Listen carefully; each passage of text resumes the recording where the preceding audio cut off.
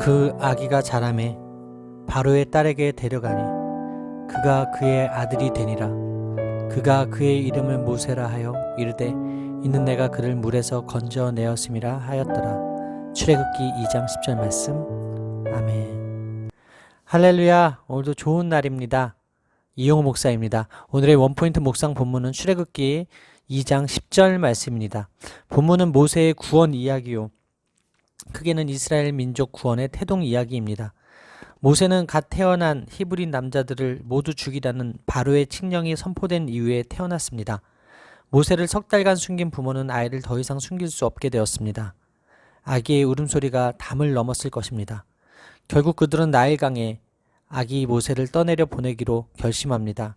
갈대로 상자를 만들었고 물이 스며들지 않도록 그 안에 역청과 나무진도 칠했습니다.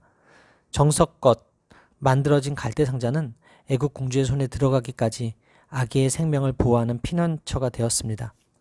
하나님을 신뢰하는 사람은 하나님이 하시리라는 믿음 때문에 아무것도 하지 않는 사람이 아닙니다.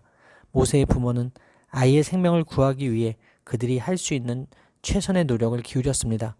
그리고 강에 모세를 보내면서 그의 생명을 온전히 하나님의 손에 맡겼습니다. 애굽 사람들이 생명의 젖줄로 숭배하던 나일강이었지만 모세에게는 그저 사방이 죽음으로 둘러싸인 무덤과 다를 바 없었습니다.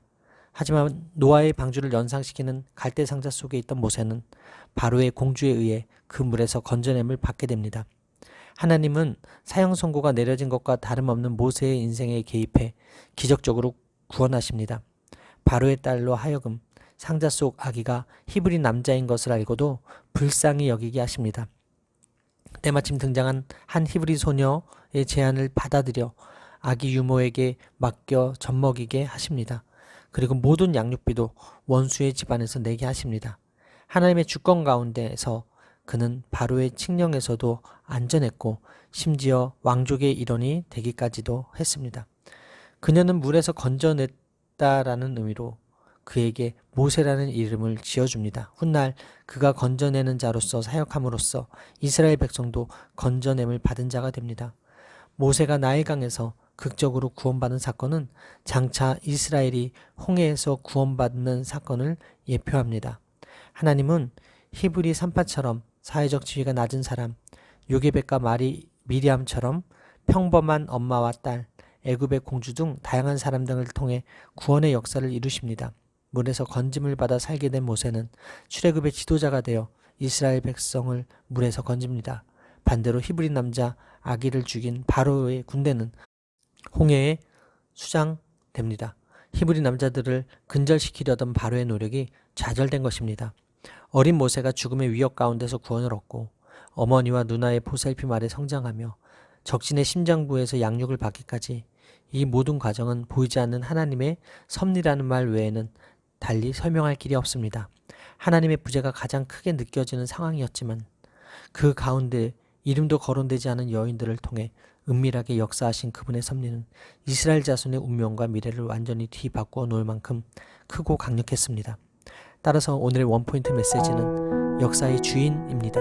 오늘의 삶의 적용 포인트는 요게벳처럼 역사의 주인이신 하나님께 저와 자녀의 삶을 맡기겠습니다 입니다. 모세 이야기는 하나님이 역사의 주인이심을 분명하게 보여주는 사건입니다. 하나님은 그분의 백성 이스라엘을 위해 모세라는 인물을 준비하셨습니다.